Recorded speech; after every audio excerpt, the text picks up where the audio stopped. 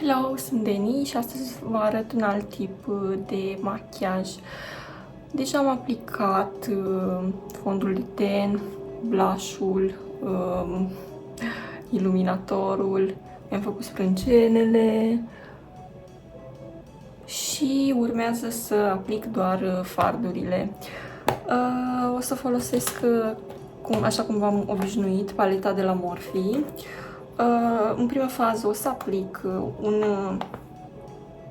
fard mai deschis la culoare. Este acesta. Se numește Creamer. Și o să-l aplic pe toată ploapa.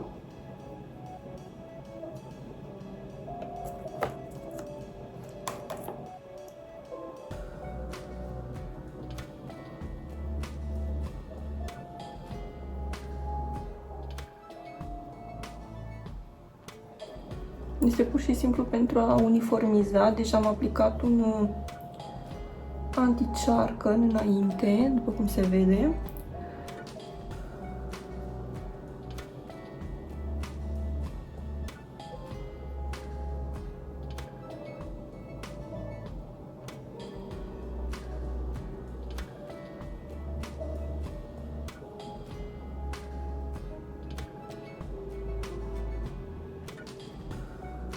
Ok, și astăzi vreau să folosesc un pigment. Este un pigment de la Berry M. Acesta. Numărul 108.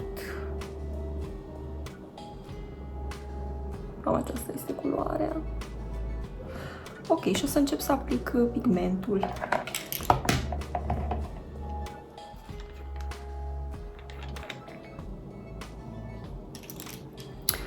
Voi folosi o pensulă marca Sephora cu un vârf gros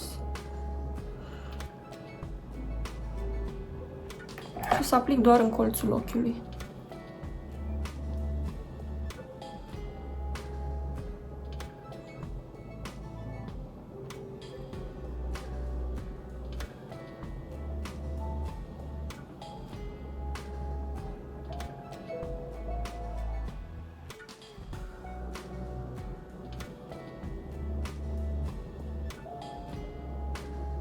Ok, după ce am aplicat cu pensula aceea subțire, adică mai subțire față de aceasta, o să iau o pensulă mai fluffy.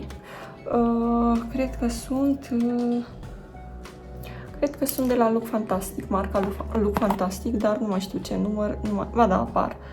Sunt marca Luxi 209. Ok, și încep să blendesc. Aplicați treptat.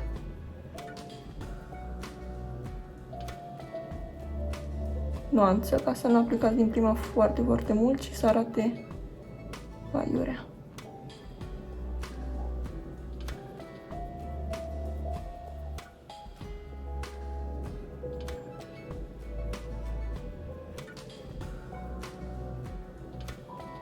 După cum se vede, odată blenduit, nu mai este atât de pigmentat precum pare.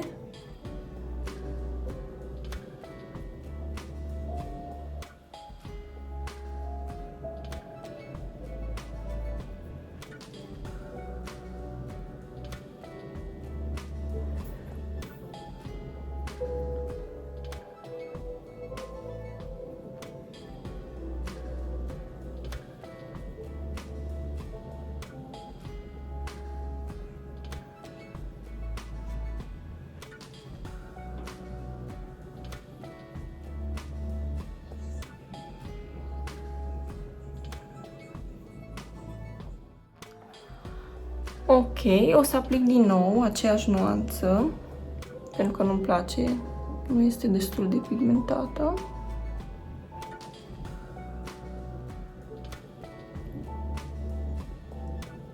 Și voi adăuga straturi până când ajung la nuanța pe care mi-o doresc. Ok, la fel.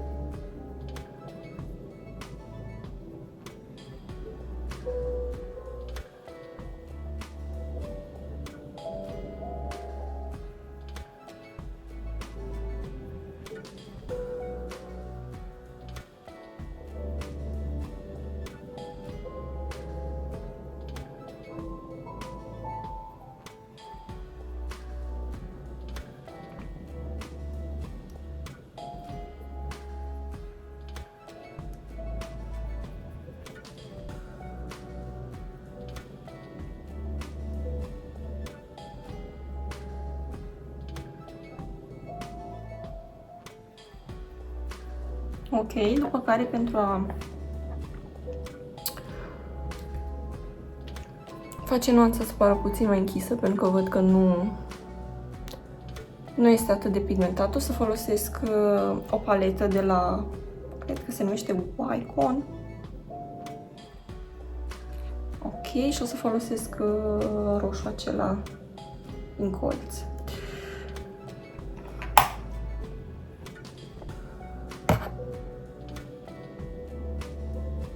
Aplic la fel în zona cut crease-ului.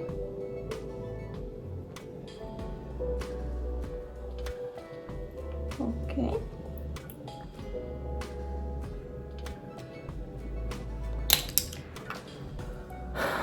Și plătesc.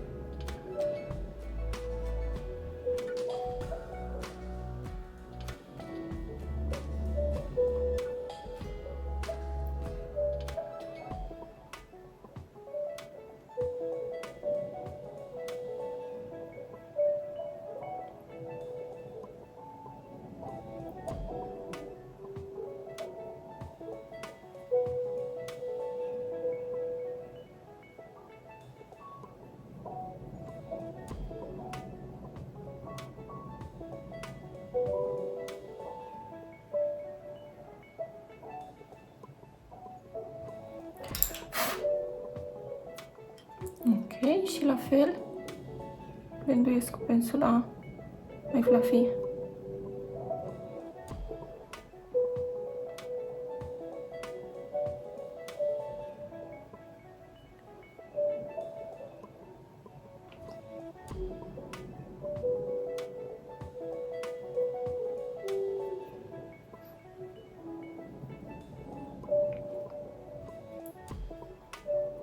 Ok, din aceeași paletă o să folosesc de la Wycon o să folosesc această nuanță pigmentată.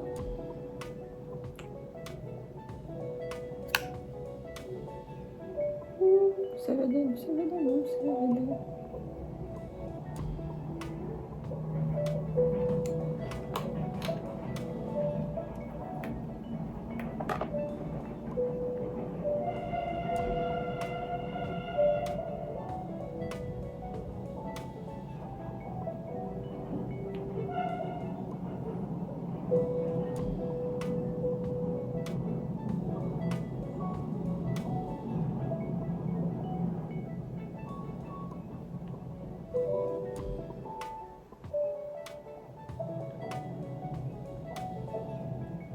Ok.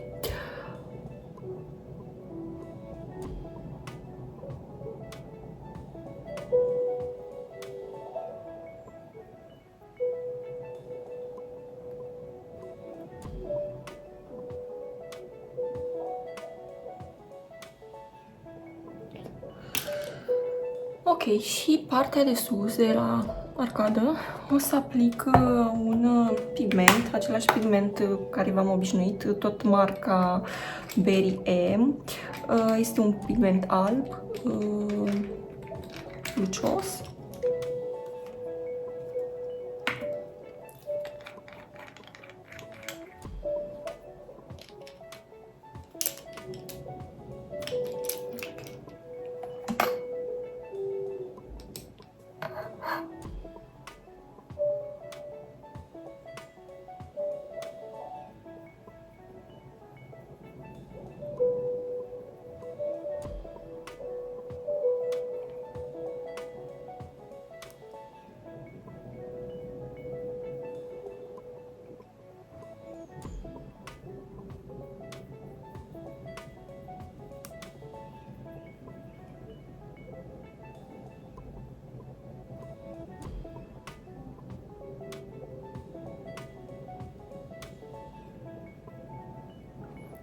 și în colțul ochiului.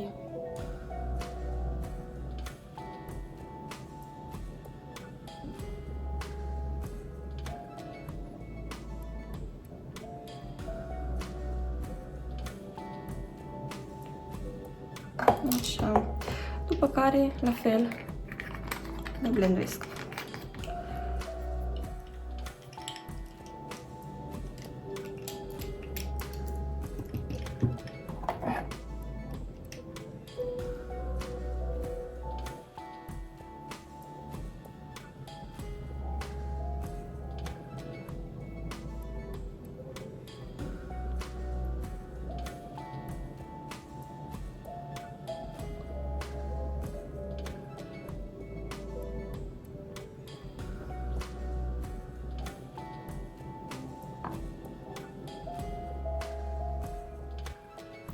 Ok, acum o să aplic rimelul și o să vedeți ulterior rezultatul cu tot cu rimel și cu linia de tuș.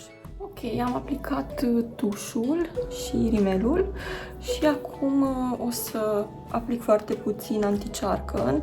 Așa cum v-am spus, îl folosesc pe cel de la Alix Avian. Ok.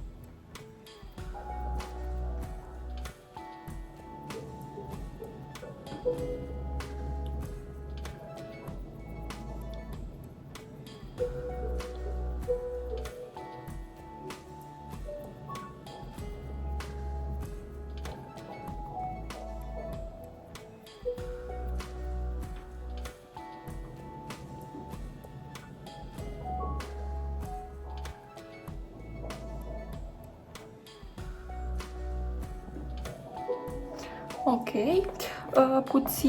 puțină pudră de la Inglot.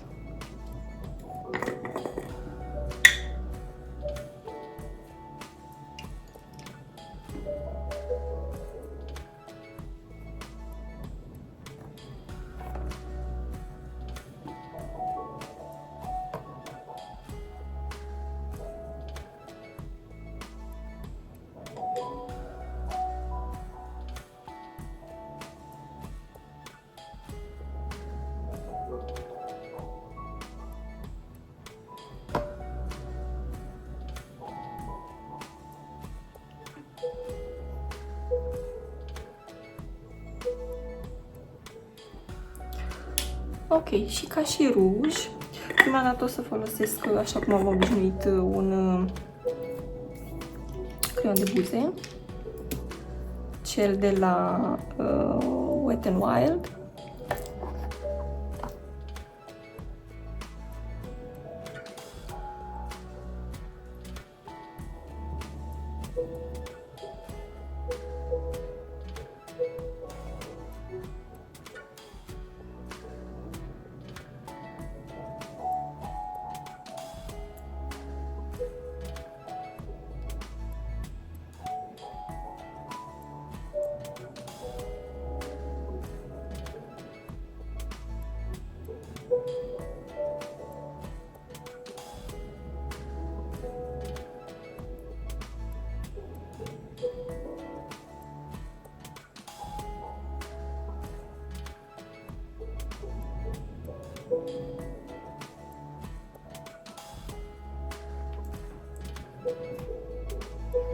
Ok, și o să aplic în primă fază rujul de la ISL, este un ruj mai roșu.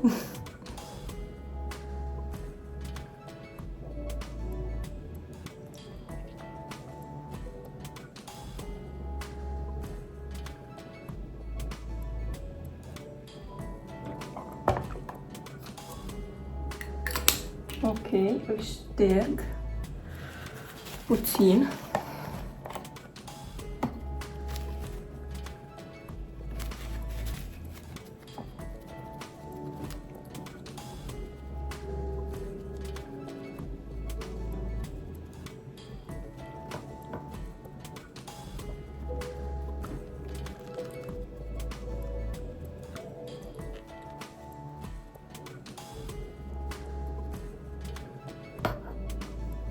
Așa arată. După care o să aplic un alt ruj. Este un Luciu de la Dr. Lip Tint.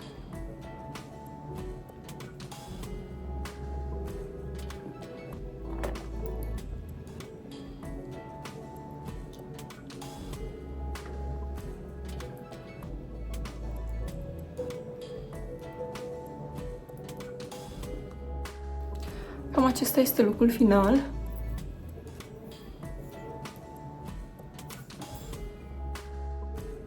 Sper că v-a plăcut cum am realizat acest machiaj. Dacă vreți să vedeți în continuare și alte tipuri de machiaj pe care le voi realiza, vă rog să dați subscribe și un like la videoclipul acesta. Mulțumesc, o zi bună!